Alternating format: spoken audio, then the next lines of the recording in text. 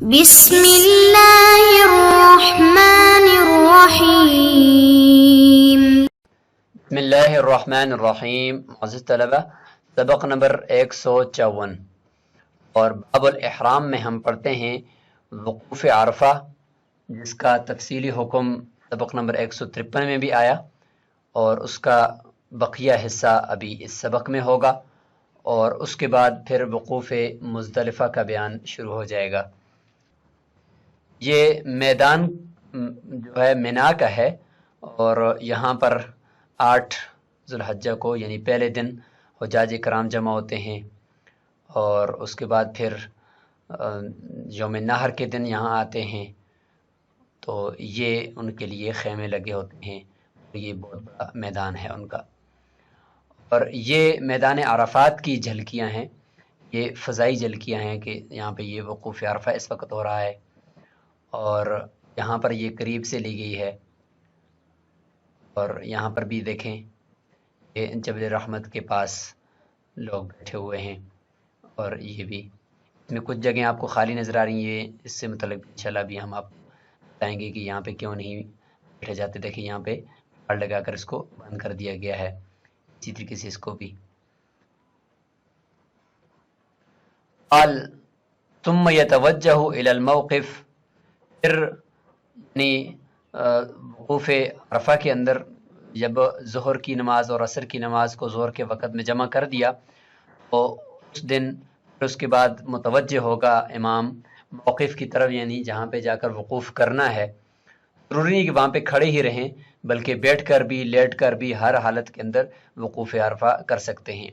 فیقف بقرب الجبل، جبل رحمت جو ہے وہ اس کے قریب جا کر وقوف کرے۔ قوم معاہ، قوم بھی امام کے ساتھ ہوگی۔ قیب انصرافہم من الصلاۃ، نماز سے ان کے پلٹ جانے کے بعد۔ لأن النبی علیہ السلام راح الی الموقف، رسول اللہ صلی اللہ علیہ وسلم نے بھی موقف کی طرف رجوع کیا تھا عقب الصلاۃ، نماز کے بعد۔ والجبل یسمى جبل الرحمہ، اور اس جبل الرحمہ نام اس کو جبل رحمت کا نام دیا گیا ہے جو میدان عرفات کے اندر ہے۔ والموقف الموقف الاعظم، اور یہ جو موقف ہے یہ موقف اعظم اس کا نام ہے، یعنی وقوف عرفہ کا موقف اعظم اس کو نام رکھا گیا ہے۔ قال وعرفات كلها موقف، عرفات کا جو سارا میدان ابھی ہم نے دیکھا یہ سارے کا سارا موقف ہے، یعنی وقوف کی جگہ ہے۔ الا بطن عرانہ، سوائے اس وادی کے، یعنی بطن جس کا نام عرانہ ہے، جو ابھی ہم نے دیکھا کہ باڑ لگا کر اس کو بند کیا گیا اور وہاں پہ کھڑے نہیں ہیں۔ یعنی یہ روایات میں آتا ہے کہ رسول اللہ صلی اللہ علیہ وسلم نے شیطان کو یہاں پر دیکھا تھا، اس لیے اس جگہ پر وقوف کرنے سے منع فرمایا تھا۔ لقولہ علیہ السلام عرفات کلها موقف، عرفات سارے کا سارا وقوف کی جگہ ہے۔ وارتفعوا عن بطن عرانہ، بطن عرانہ سے آپ نے بند ہونا ہے، یعنی وہاں نہیں کھڑا ہونا۔ والمزدلفہ كلها موقف، اور مزدلفہ کا جو جگہ ہے وہ بھی وقوف مزدلفہ کے لیے ساری کی ساری موضوع ہے۔ وارتفعوا عن وادی محسر، لیکن وادی محسر جو ہے وہاں پر جو ہے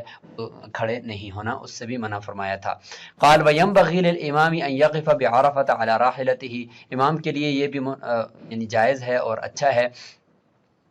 وہ اپنی سواری کے اوپر سوار ہو کر وقوف عرفہ کرے۔ لأن النبی علیہ السلام وقف علی ناقتہ، کیونکہ رسول اللہ صلی اللہ علیہ وسلم اپنے سواری یعنی اونٹنی کے اوپر سوار ہو کر وقوف فرمایا تھا۔ وإن وقف علی قدمیہ جاز، لیکن اگر کوئی اپنے قدموں پر ہی وقوف کرتا ہے وہیں پہ کھڑے ہو کر یہ بھی درست ہے۔ والاول افضل، لیکن پہلا افضل ہے۔ لما بینا، جیسے کہ ہم نے یہ روایت دیکھی کہ رسول اللہ صلی اللہ علیہ وسلم کی سنت ہے۔ وینبغی ان یقف مستقبل القبلہ، قبلے کی طرف رجوع کر کے رخ کر کے وقوف کرنا زیادہ اچھا ہے۔ لأن النبی علیہ السلام وقف كذلك، کیونکہ رسول اللہ صلی اللہ علیہ وسلم نے اسی طریقے سے وقوف فرمایا تھا۔ وقال النبی علیہ السلام خیر المواقف ما استقبلت بالقبلہ، سب سے اچھا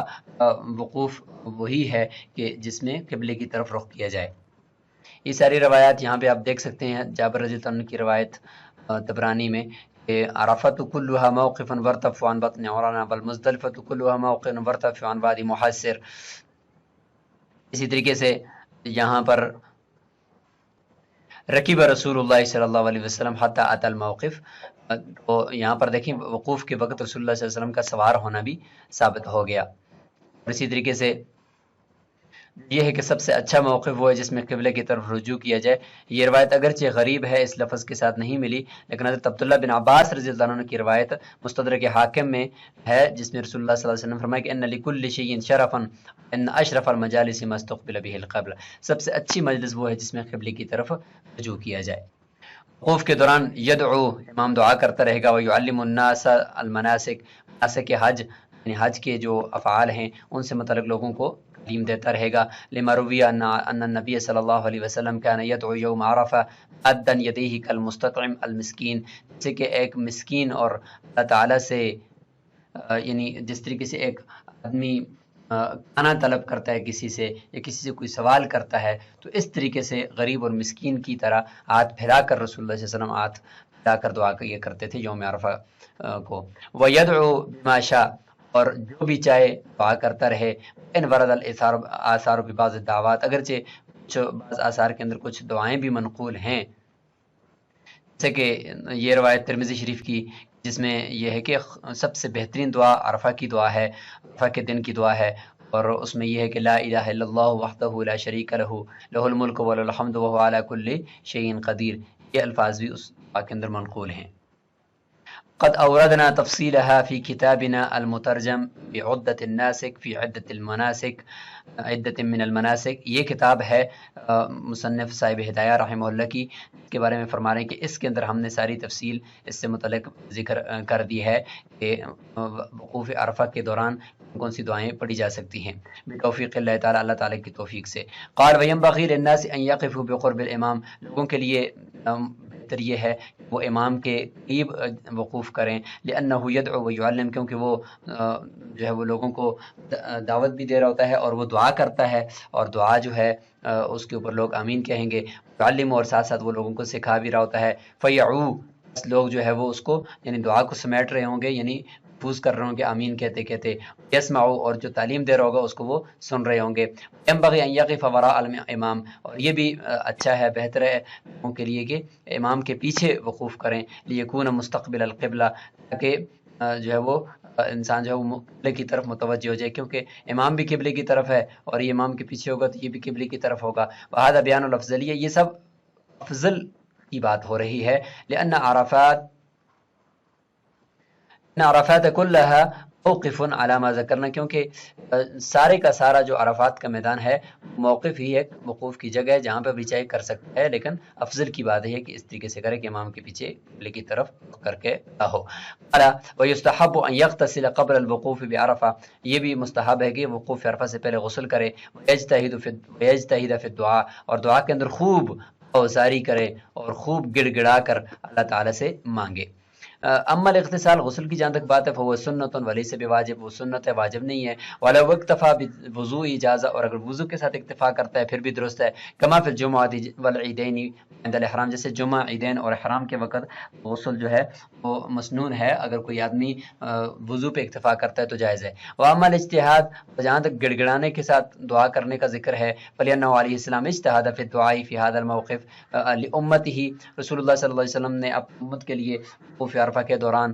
خوب گڑ گڑا کر دعا فرمائی ہے۔ استجیب لہ الا فی الدماء والمظالم، بس آپ صلی اللہ علیہ وسلم کی ہر دعا قبول ہو گئی سوائے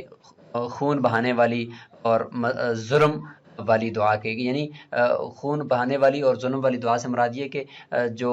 امت کے اندر خون خرابہ اور شور یعنی لوگوں کا آپس میں ایک دوسرے کو قتل کرنا ہے یہ نہ ہو، اور ایک دوسرے کے اوپر ظلم نہ کریں، یہ دعا اللہ تعالیٰ کے نبی نے فرمائی تھی۔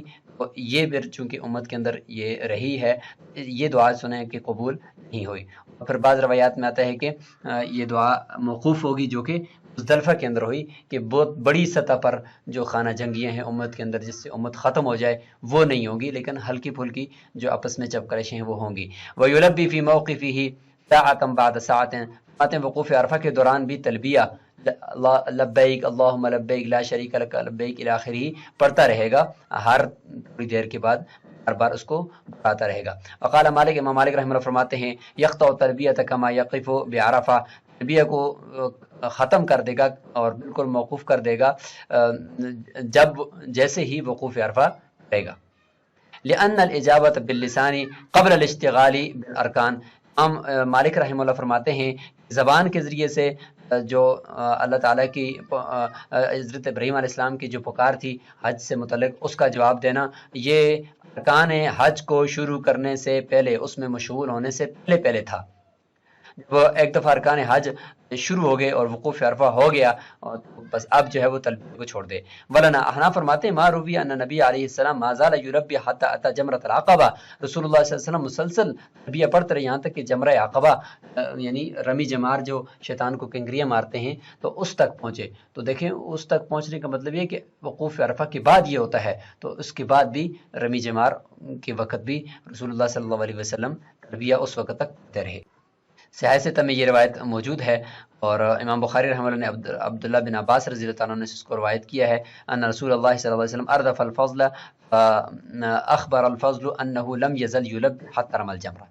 حضرت فضل کو یعنی رسول اللہ صلی اللہ علیہ وسلم نے اپنے پیچھے سواری پر بٹھایا تھا، اور وہ فرما رہے ہیں کہ رسول اللہ صلی اللہ علیہ وسلم مسلسل تلبیہ پڑھتے تھے یہاں تک کہ آپ جمرہ عقبہ کے پاس تشریف لے آئے۔ 1685 حدیث نمبر ہے۔ وَلِأَنَّ التَّلْبِيَةَ فِيهِ كَالتَّكْبِيرِ فِي الصَّلَاةِ، اور عقلی دلیل بھی احناف کی ہے کہ تلبیہ یہ حج کے دوران ایسا ہے جیسے کہ نماز کے اندر تکبیر ہے، جب تک کہ آخری یعنی تشہد شروع نہیں ہوتی اس وقت تک یہ تکبیرات ہوتی رہتی ہیں نا، تو اسی لیے حج کے بھی جب تک آخری جو حصہ ہے احوال اس کے ہیں تو اس وقت تک جب تک نہیں پہنچتا یعنی حلق تک کم از کم یا قصر تک، تو اس وقت تک یہ احرام سے نہیں نکلتا، تو اس دوران تلبیہ بھی اس وقت تک پڑھتا رہے گا۔ فیاتی بہا الی آخری جزء من الاحرام، احرام کے آخری جز تک بھی اس کو لے کر آتا رہے گا۔ قال وَإِذَا غَرَبَتِ الشَّمْسُ أَفَاضَ الْإِمَامُ النَّاسُ مَعَهُ عَلَى حِينَتِهِمْ، جب سورج غروب ہو جائے گا یعنی 9 ذی الحجہ کا وقوف عرفہ ہو رہا ہے میدان عرفات کے اندر، تو اس کا جب سورج غروب ہو جائے گا تو اب اس کے بعد کہاں جانا ہے جی؟ فرماتے افاض الامام، امام اس 9 ذی الحجہ کی مغرب کے وقت امام وہاں سے کوچ کرے گا، الناس معہ، اور لوگ بھی ساتھ ہوں گے، علی حینتہم، اپنے سکون اور وقار اور اطمینان کے ساتھ، حتی یأتوا المزدلفہ، یہاں تک کہ مزدلفہ پہنچ جائیں گے۔ لأن النبی علیہ السلام دفع بعد غروب الشمس، رسول اللہ صلی اللہ علیہ وسلم وہاں سے نکلے تھے میدان عرفات سے سورج کے غروب ہونے کے بعد۔ وَلِأَنَّ فِيهِ اظہار مخالفت المشرکین، اور اس میں مشرکین کی مخالفت بھی ہے کہ وہ پہلے نکلتے تھے۔ وَكَانَ النَّبِيُّ علیہ السلام يمشي على راحلته في الطريق على حينته، اور رسول اللہ صلی اللہ علیہ وسلم اپنی سواری کے اوپر راستے میں چلے لیکن مکمل اطمینان اور سکون کے ساتھ، کوئی اس میں تیزی نہیں تھی۔ فَإِنْ خَافَ الزِّحَامَ فَدَفَعَ قَبْلَ الْإِمَامِ، بس اگر رش کا اس کو خوف ہو تو پھر یعنی اگر حج کرنے والا اس کو رش اور بھیڑ اتنی زیادہ لگی وقوف عرفہ کے دوران وقت اور وہاں سے واپسی کے وقت، اور وہ امام سے پہلے نکل گیا اور سورج غروب ہونے سے بھی پہلے اور امام سے بھی پہلے نکل آیا، تو فرماتے ہیں وَلَمْ يُجَاوِزْ حدود عرفہ، اگر ابھی تک عرفات کی حدود سے باہر اس نے تجاوز نہیں کیا، اگرچہ امام سے پہلے نکل گیا لیکن غروب آفتاب سے پہلے حدود عرفہ سے باہر نہیں نکلا، اجزاؤ، تو اس کے لیے یہ کافی ہو جائے گا، کیونکہ اصل تو یہ ہے کہ اگر غروب آفتاب سے پہلے، امام سے بھی پہلے، غروب آفتاب سے بھی پہلے عرفات کے میدان سے نکلے گا، اس کو چھوڑے گا تو دم لازم آئے گا، ورنہ نہیں آئے گا۔ لأنه لم يفز من عرفہ، کیونکہ ابھی تک یہ اس نے عرفہ سے کوچ نہیں کیا اگرچہ امام سے پہلے نکلا ہے۔ والافضل ان يقف في مقامه، افضل یہ ہے کہ وہ اپنی جگہ پر وقوف کرتا رہے، لا يكون آخذا في الاداء قبل وقتها، تاکہ وہ کسی رکن کو جو ہے وہ ادا کرنے والا مار نہ ہو اس کے وقت سے پہلے، کہ وقت ابھی تک آیا ہی نہیں ہے کوچ کرنے کا، اس سے پہلے اگر یہ کرے گا تو یہ پھر ایسا ہوگا۔ فَلَوْ مَكَثَ قَلِيلًا بَعْدَ غُرُوبِ الشَّمْسِ، ہاں اگر غروب شمس ہو گیا لیکن پھر تھوڑا سا ٹھہر گیا، غروب شمس کے بعد ٹھہر گیا، وَحِفَاظَةِ الْإِمَامِ، اور امام کے کوچ کر جانے کے اور چلے جانے کے بعد، لِخَوْفِ الزَّحَامِ، رش کی وجہ سے کہا کہ تھوڑا ٹھہرتا ہوں بعد میں جاؤں گا، فَلَا بَأْسَ بِهِ، اس میں کوئی حرج نہیں ہے، کیونکہ ویسے بھی اب یہ مغرب کی نماز اور اس کے ساتھ عشاء کی جو نماز ہے ان دونوں کو عشاء کے وقت میں جمع کرنا ہے مزدلفہ کے اندر، تو ویسے بھی نماز تو بعد میں پڑھنی ہے۔ لما روی ان عائشہ رضی اللہ عنہا بعد افاضت الامام ات بشراب افطرت ثم افاضت، حضرت عائشہ رضی اللہ عنہا 9 ذی الحجہ کو روزہ تھا اور امام کے چلے جانے کے بعد آپ وقوف عرفہ کے کیا ہے جس جگہ پر وہیں پہ کھڑی رہیں اور پھر پانی منگوایا اور پھر آپ رضی اللہ عنہا نے افطار کیا اور اس کے بعد پھر وہاں سے کوچ کیا۔ مصنف ابن ابی شیبہ کے اندر یہ روایت موجود ہے جس میں یہ ذکر ہے۔ قال وَإِذَا أَتَى مزدلفہ، جب مزدلفہ پہنچ جائے گا امام اور حاجی سب کے سب، فالمستحب، وہاں پہ مستحب عمل یہ ہے کہ ان یقف بقرب الجبل الذي علیہ المیقدہ، فرماتے ہیں کہ اس پہاڑی کے قریب جا کر وقوف کرے جس کے اوپر آگ زمانہ جاہلیت کے اندر جلائی جاتی تھی، بعد میں وہاں پہ ایک ستون تھا جس کے اوپر جو ہے وہ وقوف مزدلفہ کے دن یا اس رات کو چراغ جلایا جاتا تھا۔ یقال لها قزح، اس کو قزح کہتے ہیں کیونکہ قزح اونچی جگہ کو کہتے ہیں تو اس کو قزح کہتے تھے۔ لأن نبی علیہ السلام وقف عند هذا الجبل، حضرت محمد صلی اللہ علیہ وسلم نے اسی پہاڑی کے پاس سے ہی وقوف فرمایا۔ وکذا عمر، اس طریقے سے حضرت عمر رضی اللہ عنہ سے بھی یہی منقول ہے۔ ويتحرز في النزول عن الطريق، راستے میں اترنے سے اپنے آپ کو بچائے، کئی لا یضر بالمارہ، تاکہ گزرنے والوں کو تکلیف نہ دے۔ ینزل عن یمینہ او یسارہ، اپنے دائیں اور اپنے بائیں، یا مزدلفہ کا جو وہ جگہ ہے اس کے دائیں یا بائیں جانب کو اترے، اور راستہ جو ہے راستے کے بیچ میں نہ اترے۔ استحب ان یقف وراء الامام، یہاں پر بھی مستحب یہ ہے کہ جو حج کرنے کے لیے گیا ہوا ہے وہ امام کے پیچھے وقوف مزدلفہ کرے، یعنی اس کے پیچھے پیچھے ہو۔ لما بینا فی الوقوف بعرفہ، جیسے وقوف عرفہ کے عبد ہم نے بیان کیا کہ مستحب یہی ہے کہ امام سے پیچھے ہو، تاکہ امام بھی قبلے کی طرف ہوگا، یہ بھی قبلے کی طرف ہوگا، تو یہ ایک مستحب عمل ہوگا اور حضور صلی اللہ علیہ وسلم کی سنت پر بھی عمل ہوگا اور مسنون بھی ہے۔ ویصلی الامام بالناس المغرب والعشاء باذان واقامۃ واحدہ، اور فرماتے ہیں کہ امام جو ہے لوگوں کو نماز پڑھائے گا مغرب اور عشاء کی ایک اذان ایک ہی اقامت کے ساتھ۔ امام ظفر فرماتے ہیں کہ ایک اذان اور دو اقامتیں ہونی چاہیے۔ وہ فرماتے ہیں اعتبار بالجمع بعرفہ، جیسے کہ عرفہ کے اندر ایک اذان اور دو اقامتیں ہوئی تو یہاں پر بھی ایک اذان اور دو اقامتیں ہوں۔ انا فرماتے ہیں کہ حضرت جابر رضی اللہ عنہ کی روایت ہے، رسول اللہ صلی اللہ علیہ وسلم نے جمع فرمایا ہے ان دونوں نمازوں کو ایک اذان اور ایک اقامت کے ساتھ۔ جیسے کہ مصنف ابن ابی شیبہ کے اندر حضرت ابو ایوب رضی اللہ عنہ کی روایت ہے کہ صلی رسول اللہ صلی اللہ علیہ وسلم بالمزدلفہ المغرب والعشاء باقامت، ایک اقامت کا بہرحال اس میں ذکر موجود۔ اور عقلی دلیل بھی ہے احناف کے پاس کہ وَلِأَنَّ الْعِشَاءَ فِي وَقْتِهِ فَلَا يُفْرَضُ بِالْإِقَامَةِ إِعْلَامًا، کہ عشاء اپنے وقت کے اندر ہی پڑھی جا رہی ہے اور اس کے لیے الگ سے اقامت لوگوں کو بتانے کی ضرورت نہیں ہے، وہ اپنی وقت پر پڑھی جا رہی ہے۔ جو مؤخر ہو رہی ہے وہ مغرب ہو رہی ہے اور عشاء کے وقت میں پڑھی جا رہی ہے، اس کے لیے اذان کہہ دی گئی ہے، تو لہٰذا اس کے لیے اذان اور اقامت ہو جائے گی، لوگوں کو پتہ چل جائے گا۔ اور عشاء کے لیے اذان اور اقامت کی ضرورت نہیں ہے کیونکہ وہ اپنے وقت کے اندر ہے۔ بخلاف العصر بعرفہ، کیونکہ عصر کی جو نماز عرفہ کے اندر پڑھی گئی ہے، لأنه مقدم علی وقتہ، اس کے اوپر آپ قیاس نہیں کر سکتے کیونکہ وہ اپنے وقت سے مقدم تھی، اس کے لیے لوگوں کو بتانا ضروری تھا، جب بتانا ضروری تھا تو اس کے لیے اقامت کہی گئی۔ فأفرد بها، لہذا اقامت اس کے لیے کہی گئی الگ سے، لزیادت الاعلام، تاکہ لوگوں کو بتایا جائے اور زیادہ اعلام ہو جائے۔ ولا يتطوع بینہما، ان دونوں نمازوں کے درمیان بھی نفل یا سنت وغیرہ نہیں پڑے گا، لأنہ یخل بالجمع، کیونکہ یہ دونوں نمازوں کو جمع کرنے کے اندر مخل ہوتے ہیں نوافل۔ ولو تطوع او تشاغل بشیء، اگر نفل پڑھ لیا یا کسی چیز کے ساتھ مشغول ہو گیا، اعاد الاقامہ، پھر اقامت کا اعادہ کرنا پڑے گا، لوقوع الفصل، کیونکہ فصل واقع ہو گیا ہے۔ وكان ينبغي ان يعيد الاذان كما في الجمع الاول بعرفہ، فرماتے ہیں کہ بہتر یہ ہے کہ اذان کا بھی اعادہ کرے، بیچ میں فصل آ گیا تو عشاء کے لیے بھی اذان کا اعادہ کرے، اس طریقے سے پہلی جمع یعنی عرفہ کے اندر جمع کرتے وقت فصل آنے کی وجہ سے عصر کے لیے بھی اذان کا اعادہ کرنے کا حکم تھا۔ الا ان اکتفینا، یعنی بہتر تو یہ تھا، الا ان اکتفینا باعادۃ الاقامہ، لیکن یہاں ہم نے اس فصل کی وجہ سے صرف عشاء کے لیے اقامت کا اعادہ کرنے کے اوپر اکتفا کیا ہے۔ اس کی وجہ یہ کہ حضرت محمد صلی اللہ علیہ وسلم کی ایک روایت ہے کہ صلی المغرب بمزدلفہ ثم تعشى، حضرت محمد صلی اللہ علیہ وسلم نے مغرب کی نماز مزدلفہ میں پڑھائی اور اس کے بعد پھر عشاء کہتے ہیں رات کے کھانے کو، کھانا تناول فرمایا، اس کے بعد اقامت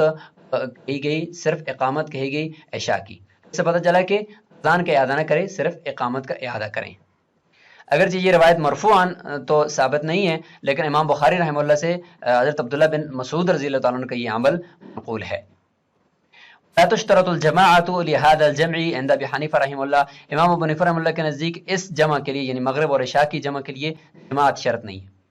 اور عصر کے لیے جب وقوف عرفہ ہو رہا تھا اس کے دوران جماعت شرط تھی امام ابو حنیفہ رحمہ اللہ کے نزدیک، لیکن اس میں نہیں ہے۔ وجہ لأن المغرب مؤخرۃ عن وقتها، کیونکہ یہاں پر تو مغرب کی نماز مؤخر ہو رہی ہے اپنے وقت سے، تو بخلاف الجمع بعرفہ، بخلاف عرفہ کے اندر کہ وہاں پہ لأن العصر مقدم علی وقتی، کیونکہ وہاں پر عصر کی نماز اپنے وقت سے مقدم ہو رہی تھی، تو وہاں پر جب مقدم ہو رہی تھی تو وہ گوئے کہ خلاف قیاس تھی، تو خلاف قیاس جو ہوتا ہے وہ اپنی مورد پر بند ہوتا ہے، تو وہاں پر جب جماعت نص سے ثابت تھی تو ہم نے جماعت شرط قرار دی تھی، اور یہاں پر مغرب کی نماز کا مؤخر ہونا اپنے وقت سے تو یہ قضا ہو گئی مثال کے طور پر، تو قضا نماز کو قضا پڑھنا یہ قیاس کے مطابق ہے، اور نص سے ثابت ہے نماز کی قضا کرنا، تو یہ خلاف قیاس نہ ہوا، جب نہ ہوا تو اس کے لیے پھر جمع کرنے کے لیے جماعت شرط نہیں ہے، اور اگرچہ نص کے اندر جماعت ہو لیکن اگر جماعت کوئی اس تک نہیں پہنچ سکتا تو وہ الگ سے بھی دونوں نمازوں کو جمع کر سکتا ہے، کیونکہ یہ قضا ہے اور قضا تو قیاس کے مطابق ہوتی ہے۔ تو یہاں تک اس کو روک لیتے ہیں، انشاءاللہ اگلے سبق کے اندر ایان سے آگے چلائیں گے۔ السلام علیکم ورحمۃ اللہ۔